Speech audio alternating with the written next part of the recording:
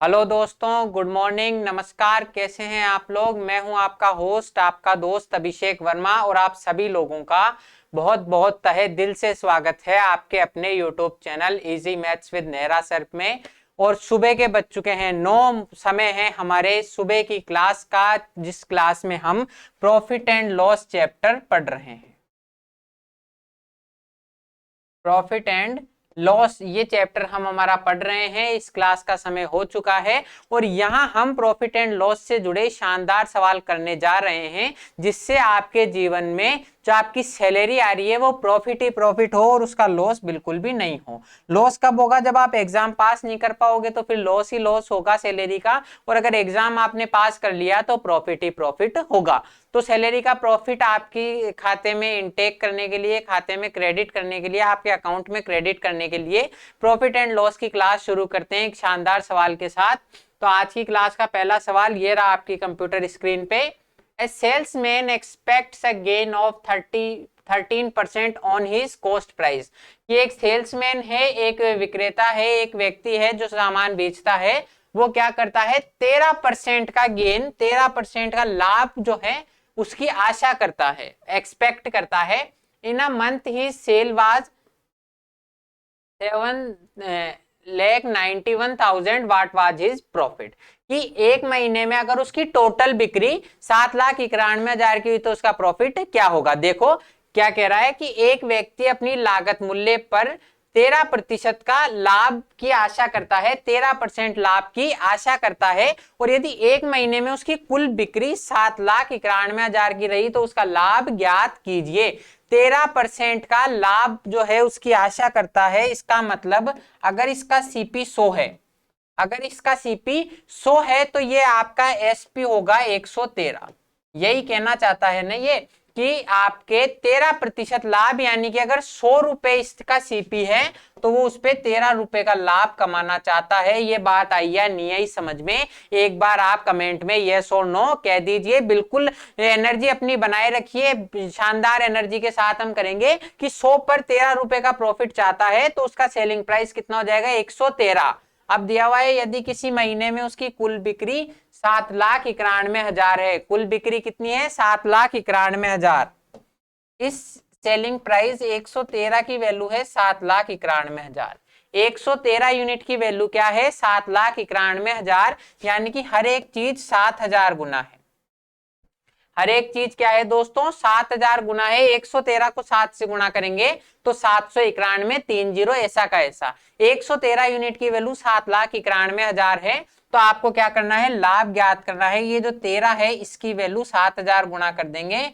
13 सत्ते 91,000, 13 सत्ते 91,000 का इसका लाभ हो जाएगा। और यह आपका आंसर है। बिल्कुल आसानी से हमने किया, कोई बहुत ज्यादा समझने की बात नहीं थी, सिर्फ एक का भाग देना है और आंसर हो जाएगा। कि आपके 100 पर 13 रुपए का लाभ, 113 की वैल्यू 7,000 गुना है, तो ये जो लाभ हुआ है 13, इसकी 7,000 से गुणा कर देंगे 91,000। Next question. A retailer buys, ये बॉयज लिख दिया, कुछ प्रिंटिंग इरेटम है। A retailer buys a radio for 225 की एक व्यक्ति है वो 225 रुपए में एक रेडियो खरीदता है। His overhead express, overhead express, तो ये एक्सप्रेस नहीं है, ये है expense. His overhead expenses are ₹15। He sells the radio, ये भी रेडियो है।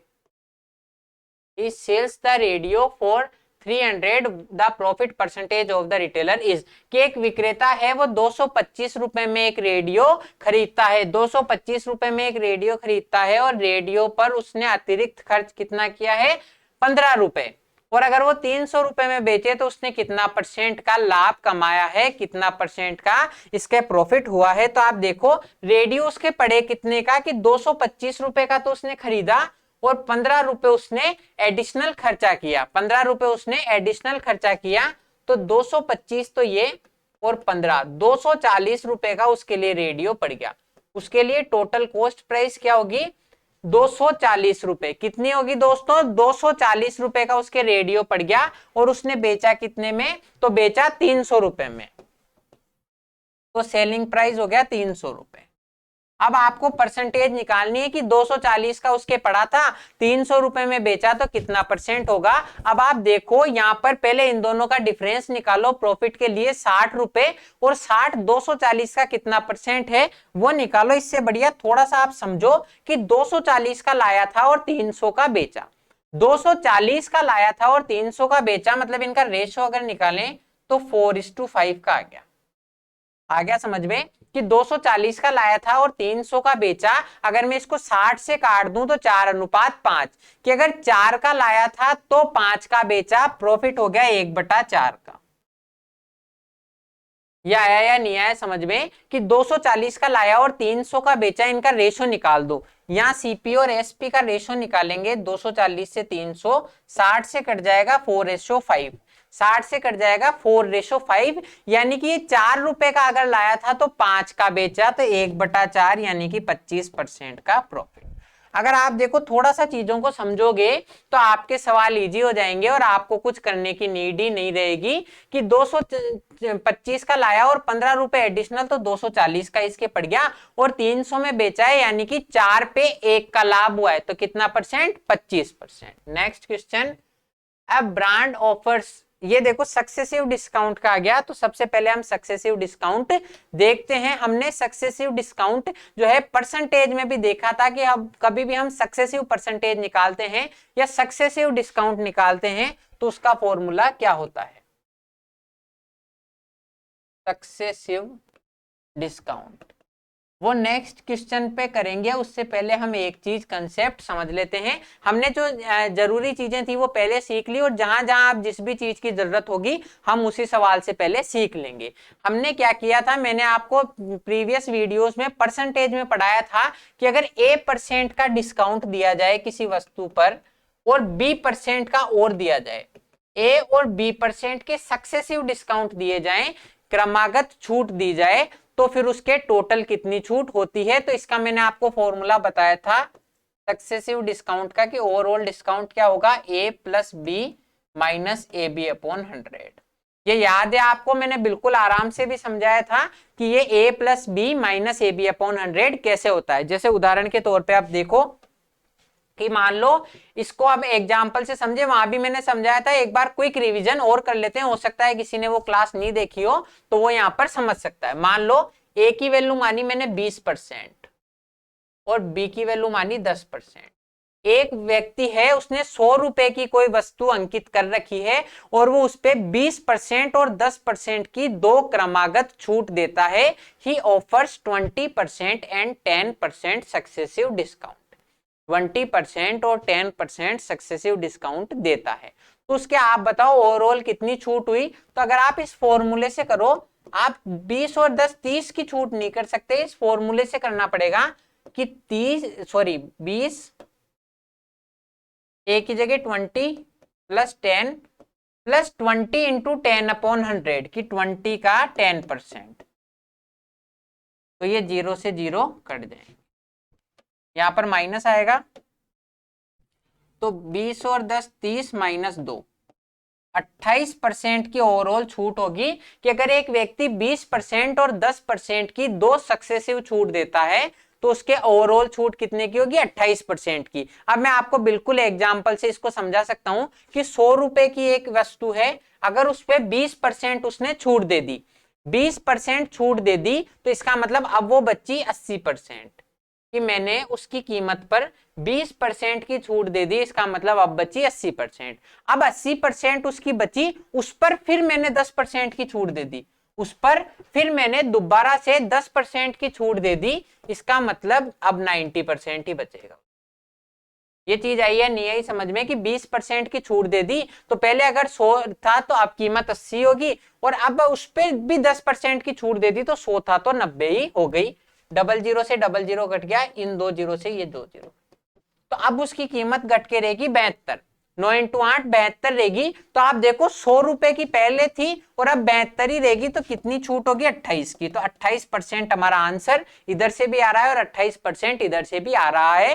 तो यह आपको एग्जाम्पल से समझ में आ गया होगा कि जब दो सक्सेसिव डिस्काउंट है तो हम A + B - AB/100 करते हैं, ये फॉर्मूला मैं आपको डायरेक्ट याद करने को भी दे सकता था, लेकिन हम क्या, जब आपको प्लस और माइनस में डाउट हो जाएगा कि यहाँ माइनस ए बी अपॉन 100 होगा या प्लस, तो डिस्काउंट में हमेशा माइनस होता है। हमने इससे समझा कैसे। अब आप इसको एक और तरीके से मैं आपको समझा सकता हूं। ये हमने उदाहरण से समझ लिया। अब देखो कैसे होता है। अब आप ए और बी से ही समझो कि मान लो एक वस्तु की कीमत 100 रुपए थी। एक वस्तु की कीमत कितनी थी दोस्तों? 100 रुपए। तो अब आपने यहाँ पर A% का डिस्काउंट दिया। कितना डिस्काउंट दिया? A% का। तो अब 100 में A का डिस्काउंट दे दिया, तो अब कीमत कितनी बचगी? 100 माइनस A। अब कीमत कितनी बचगी? 100 माइनस A। और अभी 100 माइनस A कीमत पर, क्योंकि सक्सेसिव है, तो अभी 100 माइनस A कीमत पर B% का डिस्काउंट होगा। 100 माइनस A कीमत पर B% का डिस्काउंट होगा, तो आपके टोटल डिस्काउंट कितना हो जाएगा कि A% का, तो यहां से A, अब इस 100 माइनस A का 20% B%, 100 माइनस A का कितना परसेंट दोस्तों? तो B%। बस निकाल दो कि A 100 का B% कितना होगा? B। 100 का B% B minus A B upon 100। ये परसेंटेज है, बटा 0 लगा देंगे, ए बी अपॉन 100। बस इस तरीके से ये फॉर्मूला बनता है। अब आपको ये समझ में आ गया होगा कि जब डिस्काउंट है मेरे पास, तो ऑलरेडी ये एक कमी हो जाएगी। डिस्काउंट है तो ये 100 में से एक घट जाएगा, इसलिए A B minus A B upon 100 जो है वो माइनस होता है। ए बी अपॉन 100 क्या होता है? माइनस। तो इसलिए अगर आपने इतना डीप में समझाया तो आप कभी नहीं बोलोगे कि डिस्काउंट में मेरे a plus B minus A B upon 100 आता है। डिस्काउंट में मेरे a plus B minus A B upon 100 आता है, क्योंकि A% के डिस्काउंट से 100 माइनस ए हो जाएगा। तो आप अगर 100 पर B% डिस्काउंट देते तो B और देते, और ये A घटेगा भी, तो A B upon 100 discount cancel हो जाएगा। ये मैंने आपको वहां भी समझाया था। होप आपको समझ में आ गया होगा, और अगर समझ में आ गया तो एक बार वीडियो को लाइक कर दीजिए और एक बार यहाँ पर बता दीजिए यस और नो बोल के। अब ये देखो, क्रमिक छूट या सक्सेसिव डिस्काउंट क्या है? ए brand offers 3 types of successive discount. एक कोई ब्रांड है 3 तरह की क्रमागत छूट देता है, 30% और 20%, 40% और 10%, 25% और 25%। 3 छूट देता है। Which offer is the best for the customer, कि एक ऑफर, इनमें से कौन सा ऑफर एक कस्टमर के लिए बेस्ट है, कि कस्टमर को किसमें फायदा होगा। तो आप ध्यान रखो, कस्टमर को फायदा कब होगा? जब आप सस्ती वस्तु दोगे उसको। जब आप कौन सी वस्तु दोगे? सस्ती वस्तु दोगे, तो आपके सामने कस्टमर को डिस्काउंट होगा, प्रॉफिट होगा। तो आपके पहला है 30 और 30% का, दूसरा है 40 और 20% का, और तीसरा है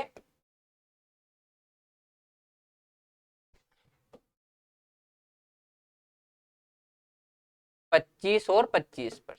यही है आपके। एक बार देख लेते हैं डेटा कि 40 और 10, सॉरी यहां पर हमने गलती कर दी, 30% और 20% की छूट देता है एक में, एक में 40 और 10 और एक में 25 और 25। तो कस्टमर के लिए कौन सी बेस्ट है? अब इस सवाल को देखो, मैं आपको दो तरीके से बताऊंगा, एक डायरेक्ट फॉर्मूले से और एक दूसरा जो बेसिक तरीका है उससे। तो दोनों में हम देखेंगे और फिर कंपेयर करेंगे कौन सा बढ़िया है।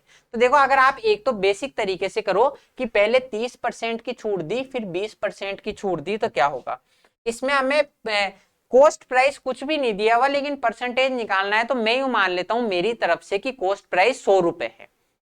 एक कॉस्ट प्राइस तो मानना पड़ेगा, चाहे आप एक्स मानो चाहे वाई मानो। तो मैंने यूं मान लिया, let cost price is equal to 100 rupees cost price है। तो पहले 30% की छूट दी, यानी कि अगर पहले 30% की छूट देती कि 100 में से 30 रुपए तो माफ कर दिए, अब कीमत कितनी होगी? 70 रुपए। 100 रुपए पहले कीमत थी, तो 30 रुपए तो माफ कर दिए, अब कीमत होगी 70 रुपए। अब इस 70 में 20% का और डिस्काउंट दिया। अब सक्सेसिव दिया है कि 20% का डिस्काउंट दे दिया कि 100 रुपए तो पहले कीमत थी और अब केवल 80 रहेगी। 100 रुपए तो पहले कीमत थी और अब कितनी रहेगी? 80 रहेगी। तो अब आप बताओ इसके सामने कीमत कितनी बची? 00 से 00 ये दोनों कर 7 8 56, कि पहले अगर 100 रुपए कीमत थी वस्तु की, तो अब घटकर रह गई 56 रुपए। हम कंपेयर कर लेंगे जिसमें आपके कस्टमर के लिए सबसे कम कीमत पड़ रही है, हम वही आपका बेस्ट मान लेंगे। सेकंड में देखो 100 रुपए था तो इसने 40% का छूट दिया, मतलब 100 रुपए अगर पहले था तो 40% का छूट दे दिया, तो अब बचा 60%, ठीक है। और फिर 10% की छूट दे दी तो ये 90%। ये बेसिक है, आप चाहो तो डायरेक्ट भी कर लो कि 100 पे 40% की छूट दी तो 60, और 60 पे 10% यानी कि 6 रुपए माफ कर दिए, तो मेरे पास अब कीमत आ गई 54। ऐसे भी कर सकते हो, हर बार ये लिखने की जरूरत नहीं है। आप जितनी प्रैक्टिस करोगे, जितनी चीजें माइंड में करोगे, उतना आपके लिए बेटर है कि आपने 100 रुपए पे 40% की छूट दी तो आप कीमत कट के रह गई 60 रुपए, और 60 रुपए पे 10% यानी कि 6 रुपए और कम कर दिए तो आप कीमत रहेगी 54। तीसरा देखो कि पहले 100 रुपए था तो मैंने 25% घटा के अब कर दिए 75 रुपए। अब कितने कर दिए दोस्तों? 75 रुपए, और अब फिर उस पे 75 रुपए ही करती है कि मैंने 25% की छूट दी तो 75 रुपए हो गए, फिर 25% की छूट दी तो फिर से 75 रुपए हो गए। तो अब आप देख लो कितना इसका बनता है, ये 00 से 00 कट गया। अब 75 इंटू 75 करना है तो हम बिल्कुल आसानी से कर सकते हैं। कैसे करेंगे आप देखो कि 75 का स्क्वायर करना है तो 5 का स्क्वायर 25, 7 को उसके अगली संख्या 8 से गुणा कर देंगे 56 25। 75 का स्क्वायर ऐसे ही करते हैं कि 5 का स्क्वायर 25 और 7 को उससे अगली संख्या 8 से गुणा कर दो तो 7 8 56, यानी कि 56 25 100 का भाग देंगे तो 56.25 56.25। अब आप एक चीज बताओ कि यहां पर कीमत लास्ट में कट कटा के उसको 56 रुपए की पड़ रही है, यहां पड़ रही है 54 रुपए की, और यहां पड़ रही है 56.25। तो ग्राहक कौन सी लेगा? तो ग्राहक तो 54 रुपए की ही लेगा, 54 की ही लेगा, क्योंकि ये सस्ती है। तो कौन सा ऑफर बेटर है? Second offer. कौन सा ऑफर बेटर है? Second offer. तो ये तो है देखो आम जिंदगी जिसमें आप बेसिक से करते हो, लेकिन हमें हर एक चीज अगर बेसिक से ही करनी है तो फॉर्मूले की कहीं पे कोई जरूरत नहीं है।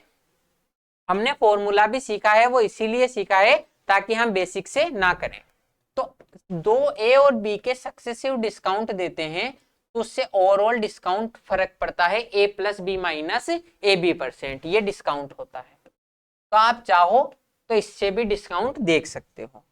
पहले में आपके था 30% और 20%, दूसरे में था 40% और 10%, तीसरे में था 25% और 25%।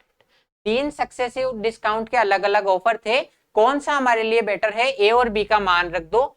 फर्स्ट में आपको कितना डिस्काउंट मिल रहा है? 30 और 20 50 माइनस 30 इंटू 20/100, 30 इंटू 20/100।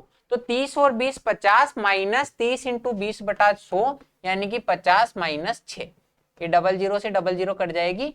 तो यहां पर आपको 44% का डिस्काउंट मिल रहा है।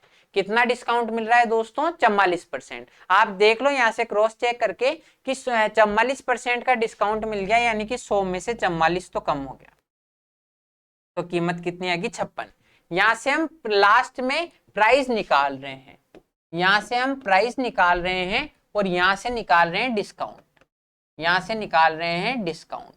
तो हम दोनों से कंपेयर कर सकते हैं कि जिसमें चाहे डिस्काउंट ज्यादा हो एक ही बात है, या जिसमें प्राइस कम हो। डिस्काउंट ज्यादा होगा तो प्राइस कम हो जाएगी।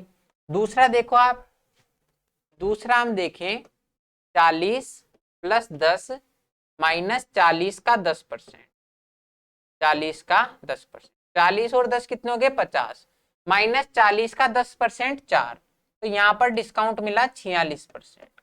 कितना मिला दोस्तों? 46% का डिस्काउंट मिला। तीसरे में रख देंगे 25 प्लस 25, में कुछ भी नहीं कर रहा, सिर्फ इस ऑप्शन में फॉर्मूले में मान रख रहा हूं, माइनस 25 का 25%, 25 का 25%। तो अब आप देखो 25 और 25 50 माइनस 25 इंटू 25 करेंगे तो आएगा 625, तो 6.25 घटा दो, 6.25 घटा दो तो 0.75 और 43.7। अब आपको ये पता करना है कि किसमें सबसे ज्यादा डिस्काउंट मिला है, वही ग्राहक के लिए बढ़िया हो जाएगा कि सबसे ज्यादा डिस्काउंट ग्राहक को जिसमें मिलेगा उसके लिए तो वही फायदेमंद है। यहाँ 46% का डिस्काउंट मिल रहा है, तो 46 घटकर 54 ही कीमत रह जाएगी, तो सेकंड ऑफर बेस्ट है।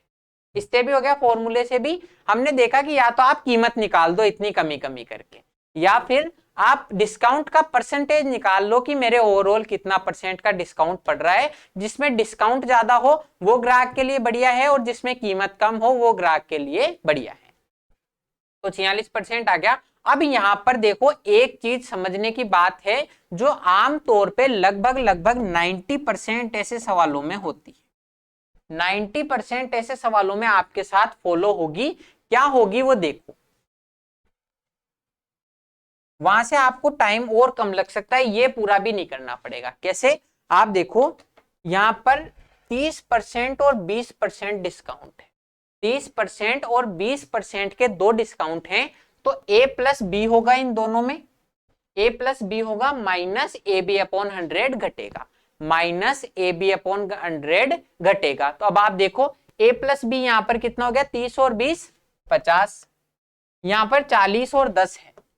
ए प्लस बी कितना हो गया, 40 और 10 50। यहां पर डिस्काउंट कितना है, 25 और 25, ए प्लस बी कितना हो गया 50। अब ऐसे सवालों में 90% सवालों में ध्यान रखना, 90% सवालों में ऐसा ही होगा कि ए और बी के मान आपको ऐसे दिए हुए होंगे जिनको जोड़ने पर बराबर मान बनेगा।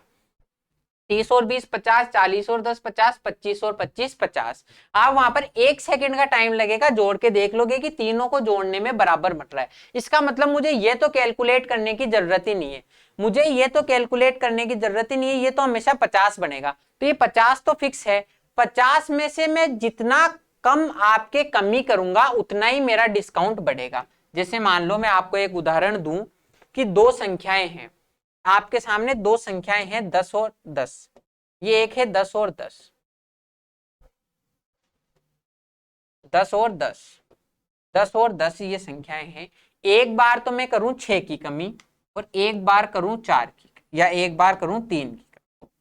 एक बार तो करूं मैं 6 की कमी, एक बार करूं 3 की कमी, तो कौन सी वैल्यू बड़ी होगी? तो 10 में से 6 गए तो बचेगा 4 ही, और 10 में से 3 गए तो बचेगा 7। 10 में से 3 गए तो 7, तो बड़ी वैल्यू कौन सी होगी? 7। मतलब एक संख्या तो फिक्स है, आप उसमें से जितने कम वैल्यू घटाओगे मान उतना ही बढ़ाएगा। कि मान लो ये आपकी संख्या है कोई, इसमें से मैं अगर इतना सही घटाऊंगा तो मेरे पास इतनी वैल्यू बचेगी, और मैंने इतना घटा दिया तो वैल्यू कम बचेगी। तो आप जितना कम घटाओगे उतनी ही वैल्यू आपके सामने बड़ी बनेगी। तो हमें पता है कि मुझे डिस्काउंट चाहिए ज्यादा। क्या चाहिए? मुझे डिस्काउंट चाहिए ज्यादा, तो मैं जितना कम घटाऊंगा उतना मेरे पास आंसर बढ़ाएगा, जितना कम घटाऊंगा उतना बढ़ाएगा। तो आप सिर्फ इनको कंपेयर करके देख लो, आपको पता है ए और बी का मान तो 50 ही आना है। तो आप सिर्फ ये चेक कर सकते थे इस सवाल में आपकी अप्रोच क्या होनी चाहिए कि ए और बी तो सेम होगा। तो मैं देखूं 30 इंटू 20/100, इसकी वैल्यू तो आएगी 6। 30 इंटू 20/100 की वैल्यू आएगी 6। 40 इंटू 10/100 इसकी वैल्यू आएगी 4। ऐसे ही 25 इंटू 25/100 इसकी वैल्यू आएगी 6.25। यही करा था हमने कि आपको ये पता है ए और बी का योग तो आपके सामने सेम आएगा। तो ए बी अपॉन 100 जितना कम घटेंगे उतनी ही हमारे डिस्काउंट ज्यादा आएगा। तो यहां से घट रहा है 6, यहां से घट रहा है 4, और यहां से घट रहा है 6.25। तो सबसे कम कहां से घट रहा है? यहां से सबसे कम घटेगा 50 में से, यानी डिस्काउंट मेरे पास सबसे ज्यादा आएगा। 50 तो फिक्स है, जितना कम घटाओगे उतना बढ़कर डिस्काउंट आएगा। तो मैंने यहां से 4 ही घटाया। तो आपको सिर्फ ये देखना है कि कौन से में मेरे सबसे कम वैल्यू घट रही है। तो आपने जब देख लिया कि ये बराबर है, आप डायरेक्ट ये 2 जीरो से 2 जीरो तो घटा दोगे कि 30 इंटू 20 यहां पर आएगा 6। या सब में 100 का भाग देना है तो भी कंपेयर ऐसे ही कर लो कि इन दोनों का गुणनफल जिसमें सबसे छोटा हो, गुणनफल जिसमें सबसे छोटा हो वही वैल्यू आपके सामने फायदेमंद होगी। यहाँ इन दोनों का गुणनफल है 600, यहाँ इन दोनों का गुणनफल है 400, और यहाँ इन दोनों का गुणनफल है 650। तीनों में ही 100 का भाग देंगे तो बात उसी अनुपात में रहेगी कि जो सबसे कम घटेगा वही सबसे फायदेमंद होगा। तो यहाँ तो घटेगा 600/100, ए बी अपॉन 100 घटाते हैं ना, तो यहाँ तो घटेगा 600/100, यहाँ 400/100, और यहाँ 625/100। तो सबसे कम घटाना है तो 400/100 में घटाऊं, इसका मतलब 400/100 घटेगा 40 और 10 में। तो सबसे फायदेमंद ये होगा। सबसे फायदेमंद कौन सा होगा दोस्तों, ये होगा, तो आपका सी। तो इस सवाल की अप्रोच क्या होनी चाहिए, जब आपने देखा कि a प्लस बी सेम है, a plus B is same, तो आपको सिर्फ ए बी अपॉन 100 का कंपैरिजन करना है, या ए बी का ही कर लो कि ए बी, मान लो ए बी अपॉन 100 जो है वो बड़ा कब होगा, जब ए बी बड़ा होगा, जब ए बी बड़ा होगा। तो आपको सिर्फ इतना सा इस सवाल में ध्यान रखना है लास्ट में कि जब भी a प्लस बी का योग सेम आ जाए तो आपकी अप्रोच क्या होनी चाहिए, इन दोनों को गुणा करो। इसमें कमी हो रही है 600 की, इसमें कमी कितने की हो रही है 600 की, यहाँ कमी हो रही है 400 की, इन दोनों को गुणा करो, और यहाँ कमी हो रही है 625।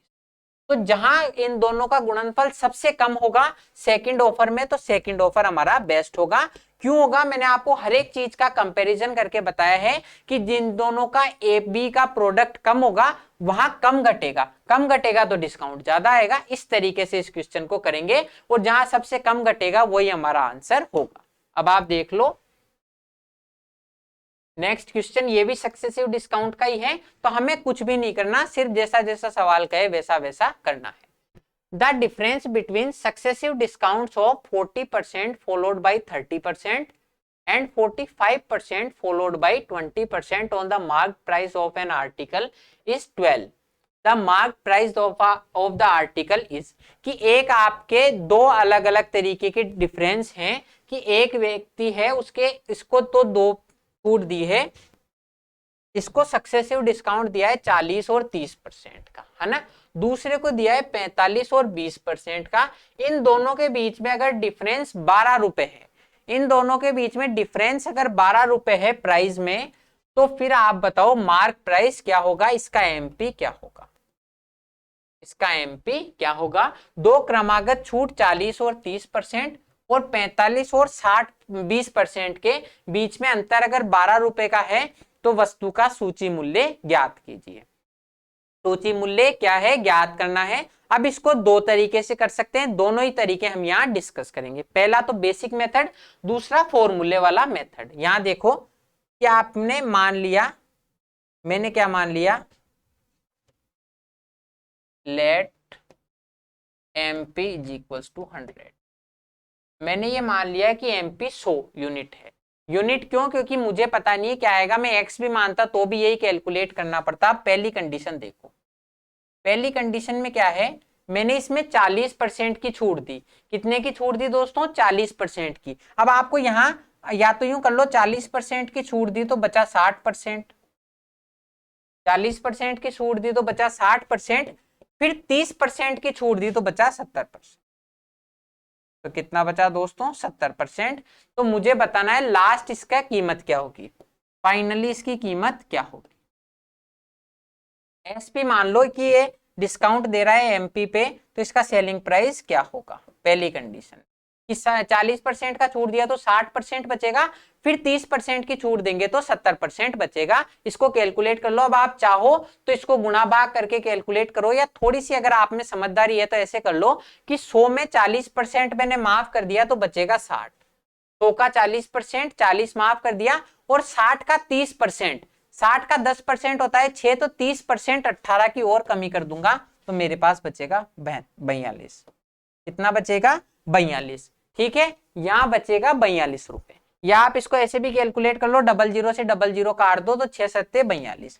दूसरी कंडीशन में देखते हैं, दूसरी कंडीशन में सेलिंग प्राइस क्या होगा, कि पहली छूट तो है 45% की और दूसरी छूट है 20% की।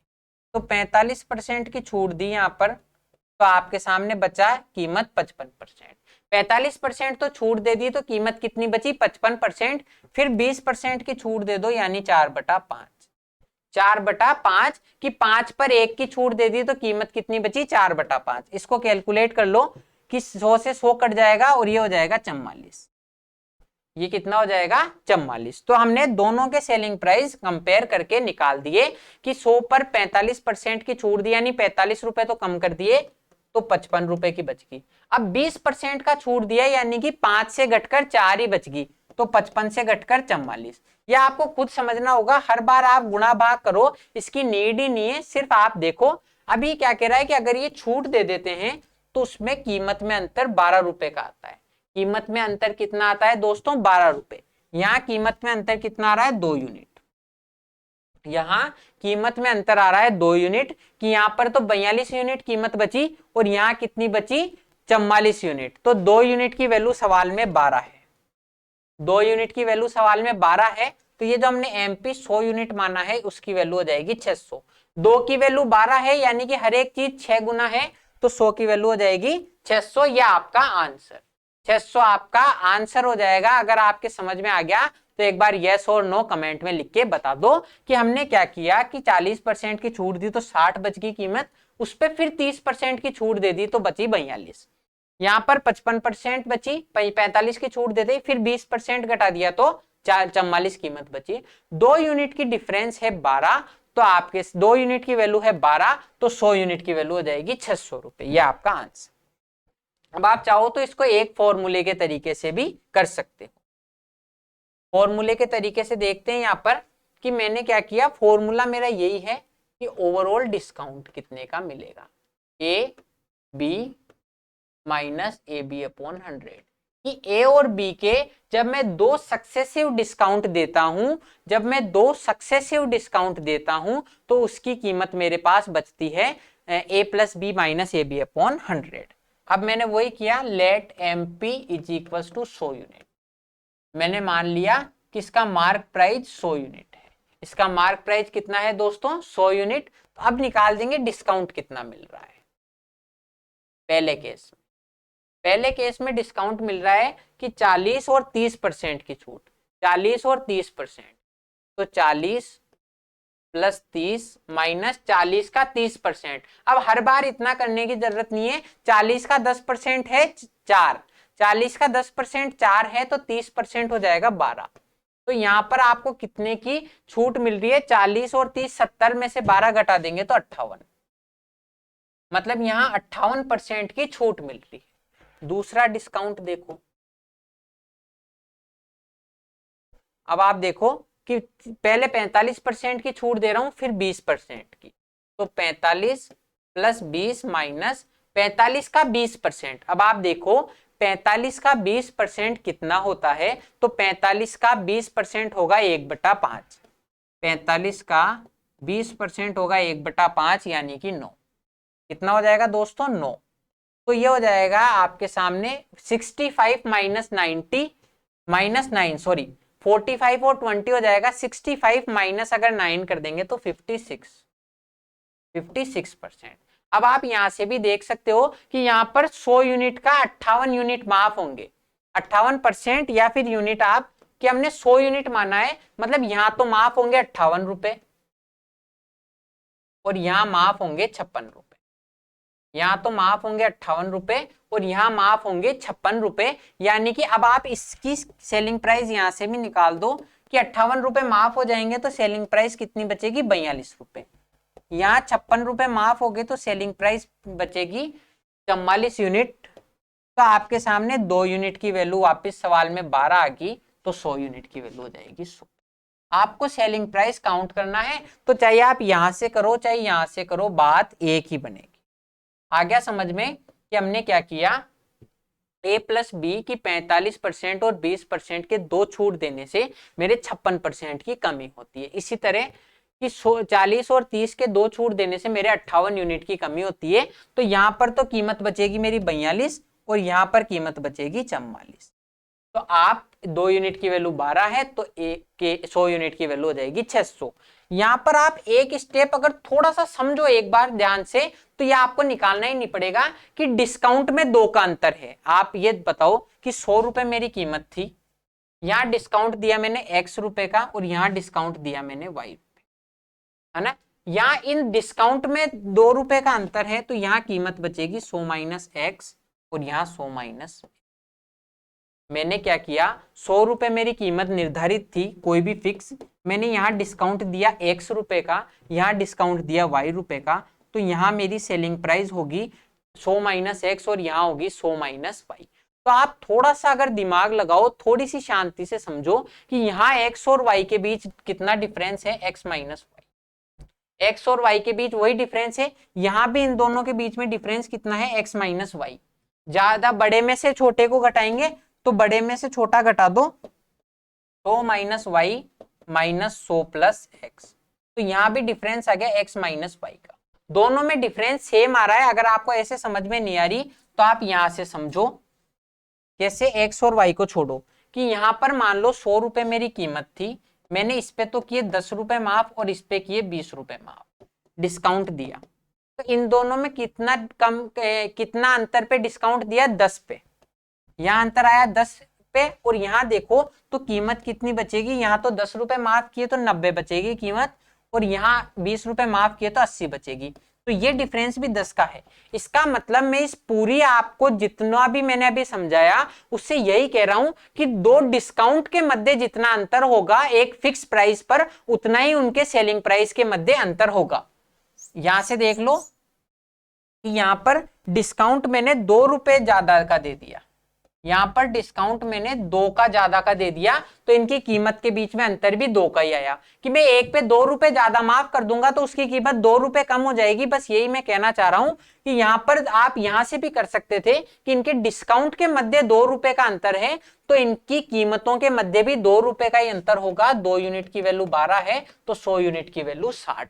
तो आपको एसपी निकालने की नीड ही नहीं थी। आप इस सवाल को कैसे कर सकते थे कि यहां पर तो डिस्काउंट दिया 58 का और यहां दिया 56 का, इन दोनों के डिस्काउंट के मध्य फिक्स कीमत पर, कि फिक्स कीमत पर 2 रुपए का अंतर है डिस्काउंट के मध्य, तो सेलिंग प्राइस के मध्य भी वही अंतर होगा। तो आप देखते कि 2 यूनिट की वैल्यू सवाल में 12 दी हुई है, तो 100 यूनिट की वैल्यू हो जाएगी 600। तो बस आप इस तरीके से कर सकते थे। तो इसके लिए बेस्ट अप्रोच क्या होगी कि आप यहीं पर देखो कि यहां पर तो 58 माफ किए, यहाँ 56, 2 यूनिट का डिफरेंस है, उसकी वैल्यू 12 है, तो 100 यूनिट की वैल्यू हो जाएगी 600। तो आज की क्लास में इतना ही था। देखो समय समाप्ति की ओर है और समय हम आज ऑलरेडी ज्यादा ले चुके हैं। तो आज की क्लास में इतना ही था। अब मैं मिलूंगा आपसे नेक्स्ट क्लास में। तब तक के लिए आपको इनको अच्छे से पढ़ना है, और अब हम नेक्स्ट क्लास में नए क्वेश्चन करेंगे नए कंसेप्ट से। तब तक अगर आपको ये अच्छी लग रही है वीडियो तो चैनल को सब्सक्राइब कीजिए और वीडियो को लाइक कीजिए। थैंक यू, जय हिंद।